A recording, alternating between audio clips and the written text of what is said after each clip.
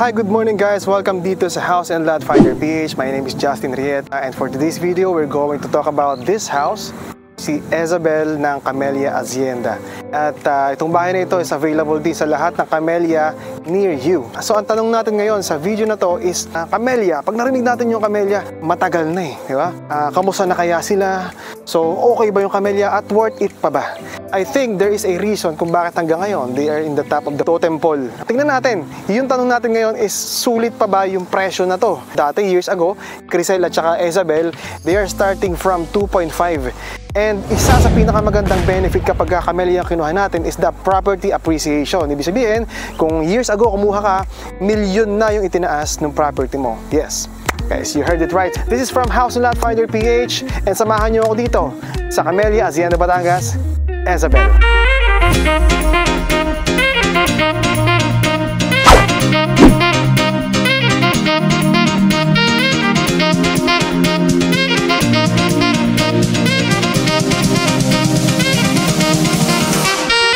Si Isabel guys is merong 44 square meter na floor area, meron siyang 66 square meter minimum na lot area.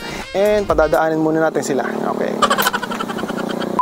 One eternity later. Okay, si Isabel guys is merong 44 square meter na floor area at merong 66 square meter na lot area. So explain ko lang ng konti guys yung floor area natin. Baka meron tayong misconception. The floor area is divided into two kasi meron siyang up and down. So pag sinabi natin na 44 square meter area divided into 2, 22, 22. Balik ko sa mat, di ka? Bruh. So samahan nyo ako dito sa harapan natin. Meron tayo ditong frontage na 2.5 meters sa harap. Kaya nga frontage, di ba? At kung kailangan natin ng mas malaking lot area para sa bahay natin, maaari tayong kumuha ng isang house and lot, isang extra lot sa tabi ng bahay natin. Okay, sa tabi ng bahay natin, meron tayo dito na 2.5 sa gilid. So pwede natin gawin siya na garden or for ating extra space, lalo-lalo sa likod. Ang bahay nito is Spanish inspired. Kung makikita natin design niya, siya na talaga siya. Camellia inspired from its 47 years. So dito tayo ngayon sa Camellia Hacienda, which is 5 minutes away from a SM hypermarket, sa schools at saka sa ating Star Toll which is dito lang yan, pagkalabas mo, andun ka na. So accessibility wise, nandun na siya lahat. Alright, so samahan nyo ako sa loob guys. Tara.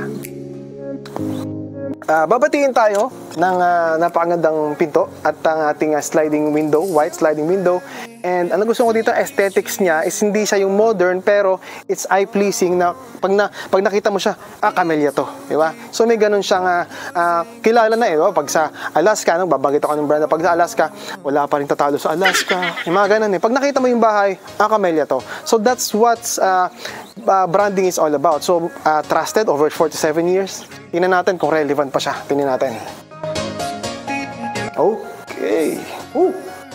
Right. Lamig. Beautifully accent. 60 by 60 ceramic tiles ang ginamit dito guys. Kasama na to by turnover. Painted walls. Guys, mention ko lang ito is interior design na this ceiling is interior design na hindi sa ganito. Okay? Just being honest with you guys. Kasi yung makikita dito is makakadagdag ng idea or suggestions para sa pagkuha natin ng bahay. Dito muna tayo sa ating proposed extra space for a kitchen. Pero yung kitchen natin talaga is nasa labas. Dirty kitchen, service area, dun palagi. Kasi kung lalagyan natin dito ng kitchen kapag tayo ay nagluluto, medyo magkakaamoy yung bahay natin, no? So, hindi talaga to kasama. This is just an idea. But, kung makikita natin, meron pa ring space, no? Kahit nandito to. Okay, so, idea lang guys. Ginawa nila dito TV. Right? May TV dyan. Sala. Ito ang maganda. Pwede mo siyang gawan dito ng storage area kasi ganoon naman talaga ginagawa sa mga sa mga under the staircase is the storage. Kasi ano mo gagawin mo doon sa space na yun? Siyempre, sayang. Kung lalagyan mo dito ng cabinet storage, pagkalagay mo dyan, dito mo lagay yung TV. Pang! Alright, so good space saving. Yan. Okay, dito naman tayo sa family area natin, which is dining area. And ito natin na nagka-catch up after ating work. So this is very good area kasi meron siyang window dito, which is makakapasok yung hangin, yung sunlight, very efficient. Okay, so energy efficient. yung bahay na ito is merong bintana dito. Meron din siyang bintana doon at meron siyang bintana sa harapan, which is tagusan yung hangin. Yun ang pinakamalaga para maramdaman natin yung, kasi paglabas mo dito, kita-kita mo dito yung Mount Banoy.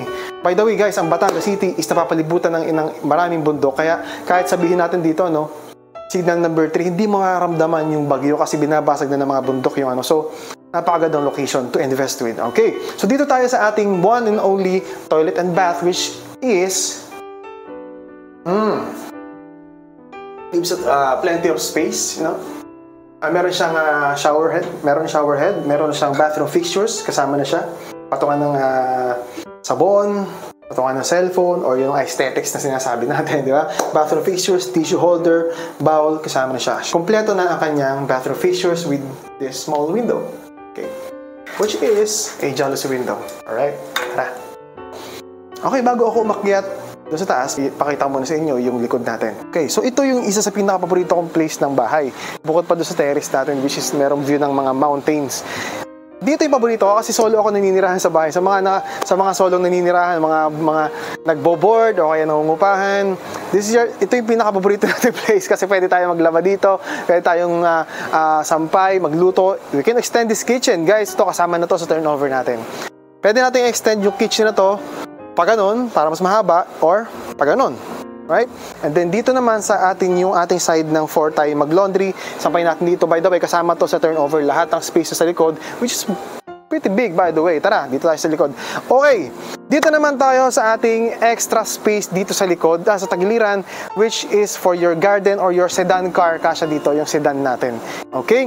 So, kung meron tayong SUV guys, to be honest, mag-aalangan tayo pagkano. So, may hirap lumabas sa magkabilang tabi kasi yung ano. So, yun nga, by the way, kung kailangan natin ng mas malaking lote, pwede tayo kumuha pa ng extra lot. At marami pa tayong inventory guys dito, ano. So, yun ang expected natin dito sa bahay na si Isabel. Alright, tara! Okay, so bago tayo umakyat sa taas guys, sana subscribe naman kayo sa YouTube channel ko para tulungan nyo mag-grow. Oo. So, click nyo lang to. Okay, click nyo na sa baba, subscribe, or share nyo na sa mga kamag-anak nyo na OFW. Kung kayo sa OFW, gusto nyo makita yung mga bahay, nagko-cover kami ng mga bahay, at kung nahihiya kayo magtanong-tanong, sabihin nyo lang, mag-PM lang kayo sa baba, mag-comment lang kayo sa baba, boss, pa-cover naman ng ganitong bahay. Okay, cover naman yung bahay. At kung meron kang bagong bahay naman, gusto mo ma-feature sa aming YouTube channel, House and Lot Finder PH, please comment down below or contact these numbers. Alright? Okay, so dito naman tayo sa ating staircase, which is merong winding area kagad. The first 4 stair is concrete based. Dito naman naglagay tayo ng wooden planks para maganda yung accent, brown, white, which is yun yung mga uso ngayon ng kulay, black, white, which is gives a minimalist accent. Meron tayo ditong sunlight, which is gives the ray of sunlight dito sa hagdanan na kahit patay yung ilaw natin is makakonserve tayo ng energy. Kita-kita natin lalakaran natin. Alright? So napaka-efficient ng bahay na si Isabel. Okay, dito naman tayo sa ating stair na meron tayong 11 steps. Yan, mahalaga yan. Oo, para hindi daw malas yung 11 steps eh. Okay. Meso ko lang to guys. Yung bahay na si Crisel, pag-akit natin kanina, merong bintana dito sa harapan. Alright? So this one, wala siyang bintana to give the aesthetic look na sinasabi natin kanina. Pero meron siyang bintana sa baba na yung kanyang sunlight naman is kita naman hanggang dito sa taas. Okay, so tara. Okay. Ayan. So ngayon, nandito tayo ngayon sa mini walkway dito. Maliit lang siya, by the way, hindi siya ganun kalaki. Ang aking nga palang height is 5'9".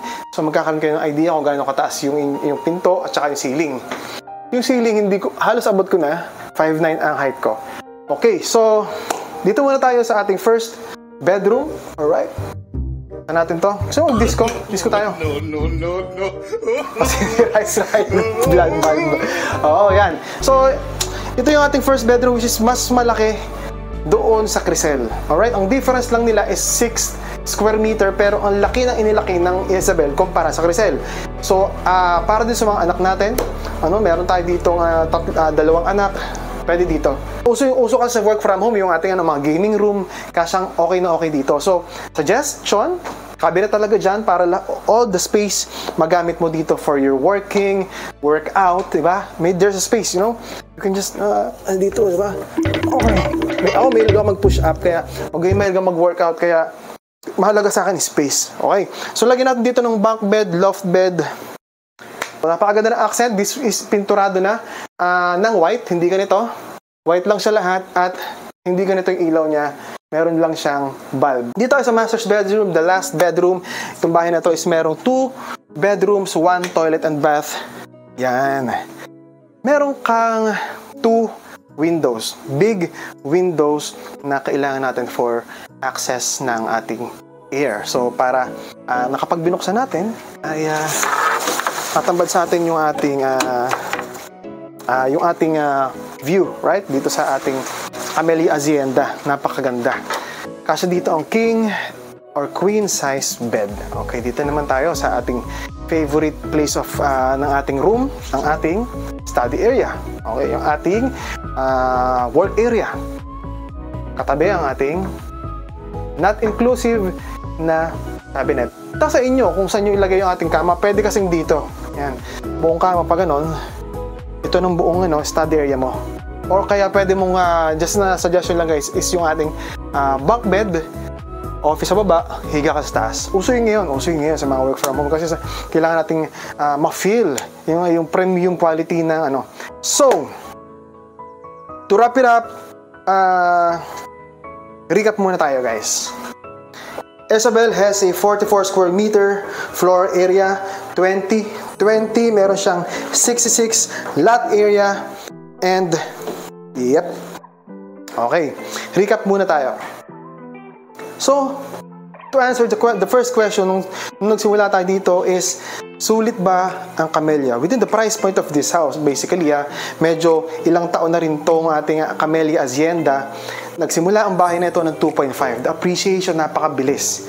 So, kung interested kayo, guys, sa ating bahay na si Isabel or si Crisel, which is a good looking house, cute looking house, in this price point, pag-usapan natin, reservation is from 20,000 pesos.